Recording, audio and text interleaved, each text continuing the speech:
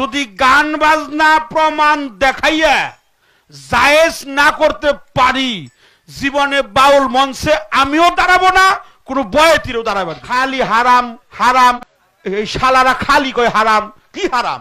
হারাম কয় কারে? ওই শালার বেটা শালা, তুই কয় কয় কয় কলম লেখাপড়া কর, 1300 টাকা বেতন পাস, খাস হইলে আজান দিয়ে, হ্যাঁ তুই কস হারাম। চুক্কা টুপি বানরের মাথার মতো দিয়ে বানিয়ে বানিয়ে খালি কস হারাম। হারাম কয় কারে? ওই বেদাত কয় কারে? ওই শালা।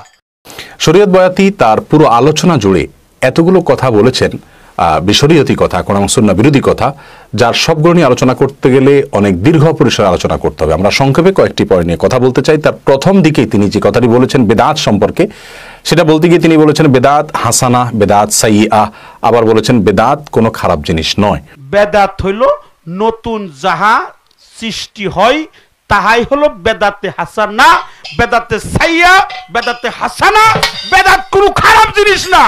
নিজেই বললেন বেদাত হাসানা, বেদাত সাইয়্যা, অর্থাৎ ভালো বেদাত, সাইয়্যা মানে হলো খারাপ, খারাপ বেদাত। আবার বলছেন বেদাত কোনো খারাপ জিনিস নয়, স্ববিরোধী কথা নিজেই বলেছেন। এবার আসুন আমরা হাদিসে দেখি রাসূল করিম সাল্লাল্লাহু আলাইহি সাল্লাম কি বলেছেন। আমাদের রাসূল করিম সাল্লাল্লাহু আলাইহি সাল্লাম বলেছেন কুল্লু বিদআতিন দালালাহ, সকল প্রকারের বিদআত হলো গুমরাহি, ভ্রষ্টতা, ওয়া কুল্লু দালালাতিন ফিন্নার, আর সকল প্রকার ভ্রষ্টতা এর ঠিকানা হলো জাহান্নাম। তাহলে হাদিস থেকে আমরা দেখতে পেলাম যে সব ধরনের বিদআতকে নবী সাল্লাল্লাহু আলাইহি সাল্লাম ভ্রষ্টতা এবং জাহান্নামীয় কর্মকাণ্ড বলে আখ্যায়িত, অভিহিত করেছেন। আর তিনি বলছেন যে বিদআত কোনো খারাপ জিনিস নয়। সরাসরি রাসূল করিম সাল্লাল্লাহু আলাইহি সাল্লামের হাদিসের বিপরীতে অবস্থান তিনি নিয়েছেন। এরপরে আসি, তিনি একটা পর্যায়ে বলেছেন যে কোরআনে কারিমে নাকি 250টি হারাম সম্পর্কিত আয়াত আছে, আবার 250টি হালাল সম্পর্কিত আয়াত আছে। কোরআনে 250টা আয়াত হলো হারামের, আর 250টা আয়াত হলো হালালের।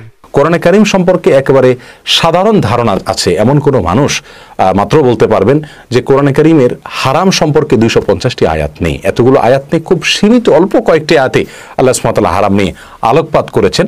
আর হালাল নিয়েও এতগুলো আয়াত নেই, খুব সামান্য কয়েকটি আয়াতে হালাল হারাম নিয়ে আলোচনা করা হয়েছে।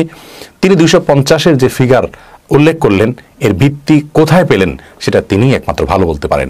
আমরা কোরআন এবং হাদিসের সাধারণ একজন পাঠক হিসেবে বলতে পারি তার এই উক্তি ছিল তার একান্তই মন গড়া, মুখ দিয়ে আসলো তিনি বলে দিলেন, এর কোনো ভিত্তি গ্রহণযোগ্য তো দূরের কথা, এর কোনো ভিত্তিই হতে পারে না। তিনি তার বক্তব্যের একটি পর্যায়ে বারবার করে আলেমদেরকে, ওলামা ইকরামদেরকে গালি দিচ্ছিলেন, যাদেরকে নবী সাল্লাল্লাহু আলাইহি ওয়াসাল্লাম তার ওয়ারিস বলেছেন।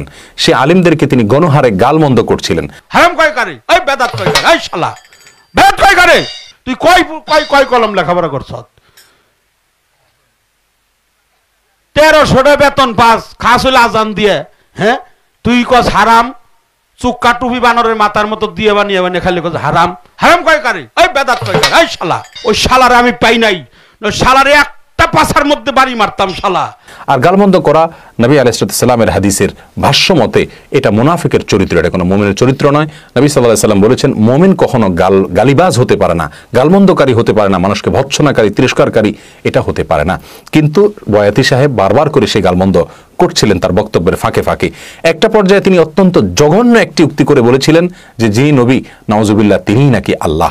মানরানি ফাকাত রালি হক, নবীর আবার কিসের মুরিদ রাখবো? নবী নিজে আল্লাহ। তার মানে আল্লাহ সুবহানাহু ওয়া তাআলাকে আর নবীকে যদি একত্র করা হয়, এক করে দেওয়া হয়, তাহলে সেক্ষেত্রে কেমন যেন নবী আলাইহিস সালামকে আল্লাহ দাবি করা হচ্ছে। আর নবীকে যদি আল্লাহ দাবি করা হয় তাহলে সেক্ষেত্রে এটা সুস্পষ্ট শিরক। এই দাবির ফলে একজন মানুষ ইসলাম থেকে সরাসরি খারিজ হয়ে যায়, ইসলাম থেকে বের হয়ে যায়, তার ইসলামের আর কোনো অংশীদারিত্ব থাকতে পারে না। রাসূল করিম সাল্লাল্লাহু আলাইহি ওয়াসাল্লাম বলেছেন লা তুতরুনি কামা আতরাতিন নাসারা ইবনে মারইয়াম, বুখারীতে বর্ণিত হয়েছে যে তোমরা আমাকে নিয়ে বাড়াবাড়ি করো না, যেমনটি খ্রিস্টান ধর্মের লোকেরা ইবনে মারইয়ামকে অর্থাৎ ঈসা আলাইহিস সালামকে নিয়ে বাড়াবাড়ি করতে করতে তাকে আল্লাহর পুত্র বানিয়েছে। প্রিয় দর্শক, এজন্য রাসূল করিম সাল্লাল্লাহু আলাইহি ওয়াসাল্লাম সম্পর্কে তিনি যে উক্তি করেছেন, একটা পর্যায়ে বলেছেন যে ছায়া কায়া দুজন মিলে একজন, যিনি আল্লাহ তিনি রাসূল, এই যে কথা, এটা একজন মানুষের ইসলাম থেকে খারিজ হওয়ার জন্য যথেষ্ট। একটা পর্যায়ে তিনি আল্লাহ নবী দাউদ আলাইহিস সালাম সম্পর্কে অনেকগুলো আপত্তিকর কথা বলেছেন। দাউদ আলাইহিস সালাম তিনি নাকি কোনো নবী ছিলেন না, তিনি নাকি বয়াতি ছিলেন, তিনি নাকি গান বাজনা করতেন। সুর সঙ্গীতের মাধ্যমে নবী, একজন নবী আসছে যার বাঁশি না বাজানো পর্যন্ত হাসরের মাঠের বিচার শুরু হবে না। এটা সূরা সাবার মধ্যে আছে 9 নাম্বার আয়াত। তিনি হলো দাউদ নবী। হ্যাঁ, উনি একজন নবী না, উনি একজন বয়াতি। একটা পর্যায়ে তিনি বলেছেন যে গান বাজনা কোরআন হাদিসে কোথাও নাকি নিষেধ নাই, কোরআনে কোথাও আলগানাও হারাম এ কথা দেখাইতে পারবে না কেউ। এই শুধু বাজনা না, কোরআন দিয়ে প্রমাণ দিব আল গানাউল হারাম, এটা কোরআনের কোনো জায়গায় লেখা নাই। কোরআনে আলগানাও হারাম এই শব্দ তো এভাবে দেখানোর দরকার নাই। কোরআনে আমি যদি বলি শরীয়ত বয়াতিকে হত্যা করা হারাম, এ কথা কোরআনে কোথাও নাই, তাহলে শরীয়ত বয়াতি কিন্তু এটা দেখাতে পারবেন না। আসলে এই কথা কোরআনে কোথাও নাই। কোরআনে তো মানব হত্যা করা হারাম, তার ভিতরে শরীয়ত বয়াতি চলে আসছেন। ঠিক তেমনি ভাবে গান হারাম এই কথা কোরআনে আলাদা করে বলার দরকার নাই। কোরআন কারীমে সূরা লুকমানের 6 নম্বর আয়াতে আল্লাহ সুবহানাহু ওয়া তাআলা বলেছেন, ওমিনান নাসি মান ইয়াশতারি লাহওয়াল হাদিসি লিয়ুদিল্লা আন সাবিলিল্লাহ। কিছু লোক আছে যারা লাহওয়াল হাদিস কেনা বেচা করে এবং এতে আদান প্রদান করে মানুষকে আল্লাহর পথ থেকে বিভ্রান্ত করবার জন্য। সূরা লুকমানের এই 6 নম্বর আয়াতের ব্যাখ্যায় সারা দুনিয়াতে কোরআনকে সবচেয়ে বেশি বুঝেন রাসূল করিম সাল্লাল্লাহু আলাইহি ওয়াসাল্লাম, যার প্রতি কোরআন নাজিল হয়েছে। তারপরে কোরআন সবচেয়ে ভালো বোঝেন যিনি, তিনি ছিলেন আব্দুল্লাহ ইবনে আব্বাস রাদিয়াল্লাহু তাআলা আনহু, রাসূল সাল্লাল্লাহু আলাইহি ওয়াসাল্লামের নিজে হাতে গড়া শিষ্য, যার জন্য কোরআন বোঝার জন্য তিনি দোয়া করেছেন। তিনি বলেছেন, তার উদ্ধৃতি দিয়ে তাফসীরে তাবারিতে উল্লেখ হয়েছে যে আব্দুল্লাহ ইবনে আব্বাস বলেছেন, এই আয়াতে লাহওয়াল হাদিস বলতে আল্লাহ তাআলা গিনা বা গানকে মিন করেছেন, গান হারাম করার কথা আল্লাহ তাআলা ইঙ্গিত করেছেন। একই কথা বিশ্ববিখ্যাত তাফসীরি কিতাব ইবনে কাসির, যেটি আমাদের দেশে ইসলামিক ফাউন্ডেশন থেকে পর্যন্ত অনুদিত হয়ে বের হয়েছে বহু আগে থেকে এবং সারা পৃথিবীতে সমাদৃত, সমস্ত মুসলিমদের সকলের কাছে সমাদৃত, সেই তাফসীর ইবনে কাসির উল্লেখ করা হয়েছে, নাযালাত হাদিল আয়াতু ফিল গিনাই ওয়াল মাযামির। এই আয়াত গান এবং বাদ্যযন্ত্র, গান বলতে আমরা এখানে ওই সমস্ত গানের কথা বলছি যেগুলো ইসলামী শরীয়তে অ্যালাউড না। কোনো গানের কলির ভিতরে, কথার ভিতরে যদি খারাপ কোনো কিছু না থাকে, সেখানে যদি বাদ্যযন্ত্রের কোনো যোগ না থাকে, তাহলে সেক্ষেত্রে সে গান ইসলামী দেশে তো অবশ্যই নিষিদ্ধ নয়। যাই হোক, তাহলে নিষিদ্ধ গান বাজনা এগুলোকে মিন করা হয়েছে আয়াতের মধ্যে, ইবনে কাসির সেটা উল্লেখ করা হয়েছে। আব্দুল্লাহ ইবনে ওমর রাদিয়াল্লাহু তাআলা একজন সিনিয়র সাহাবী, আলেম সাহাবী, তিনিও একই কথা বলেছেন। রাসূল করিম সাল্লাল্লাহু আলাইহি সাল্লাম সহিহ বুখারীর হাদিসে আসছে, তিনি বলেছেন, একটি সময় আসবে যখন আমার উম্মতের মধ্যে কিছু লোক বের হবে যারা 4টি জিনিসকে হালাল মনে করবে, হারাম জিনিসগুলোকে তারা হালাল বলে প্রচার করবে। তার ভিতরে শেষের পয়েন্টটি তিনি বলেছেন ওয়াল মাআজিফ। মাআজিফ শব্দের অর্থ হলো যত প্রকারের বাদ্যযন্ত্র আছে সেগুলোকে মাআজিফ বলা হয়। এখানে নবী সাল্লাল্লাহু আলাইহি সাল্লাম মাআজিফের কথা উল্লেখ করে বলেছেন যে এককালে বাদ্যযন্ত্রকে হালাল বলবে কিছু মানুষ। আজকের বয়াতিদের এই সম্পর্কে হয়তো রাসূল আকরাম সাল্লাল্লাহু আলাইহি সাল্লাম বহু আগেই ভবিষ্যদ্বাণী করেছেন যে তারা এই হারামটাকে হালাল মনে করবে। এই হাদিস থেকেও বাদ্যযন্ত্রের হারাম হওয়ার বিষয়টি প্রমাণিত হয়। ইমাম কুরতুবী রাহিমাহুল্লাহ, বিশ্ববিখ্যাত তাফসীরের আপনার রচয়িতা, তিনি লিখেছেন যে ইসলামের ইতিহাসের শুরু এবং শেষের কোনো বড় মনীষীর সম্পর্কে আমি জানি না যারা তথাকথিত নিষিদ্ধ গান এবং বাদ্যযন্ত্র এগুলোকে হালাল বলে থাকেন। সকলে এক যুগে হারাম বলে থাকেন। এবারে মুসলিম উম্মাহ শুরু থেকে শেষ পর্যন্ত সকলে একমত, পৃথিবীর কোনো স্কলার এবারে কোনো দ্বিমত পোষণ করেন না।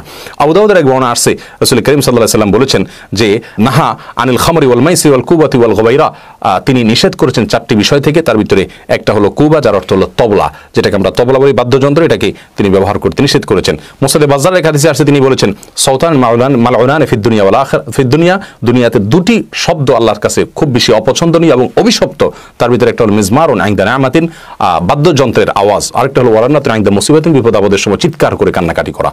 এভাবে যদি আমরা বলতে থাকি অসংখ্য অগণিত রেফারেন্স হাজির করতে পারবো, যেগুলো দ্বারা প্রমাণ হয় যে যে সমস্ত গানের কথার ভিতরে খারাপ কিছু আছে অথবা যেখানে বাদ্যযন্ত্রের সংযোগ আছে সেগুলো ইসলামের দেশে হারাম এবং নিষিদ্ধ, কঠোরভাবে নিষিদ্ধ। অতএব এটাকে যারা হালাল মনে করে তাদের ঈমান নিয়ে আমরা প্রশ্ন তুলতে পারি। আমরা মত প্রকাশের স্বাধীনতার নামে যদি মনে করি কোরআন এবং হাদিস সম্পর্কে বিভ্রান্তিমূলক কথা, মনগড়া কথাবার্তা বললাম, নবীদের সম্পর্কে আপত্তিকর উক্তি করলাম, আর সেটাকে যদি আমি সেটাকে যদি আমি মত প্রকাশের স্বাধীনতা বলি, তাহলে আমি বলবো মত প্রকাশের স্বাধীনতাকে নতুন সংজ্ঞায় সংজ্ঞায়িত করতে হবে। এটা কখনো মত প্রকাশের স্বাধীনতা হতে পারে না। আল্লাহ সুবহানাহু ওয়া তাআলা আমাদের সকলকে কোরআন এবং সুন্নাহকে সঠিকভাবে বোঝার তৌফিক দান করুন।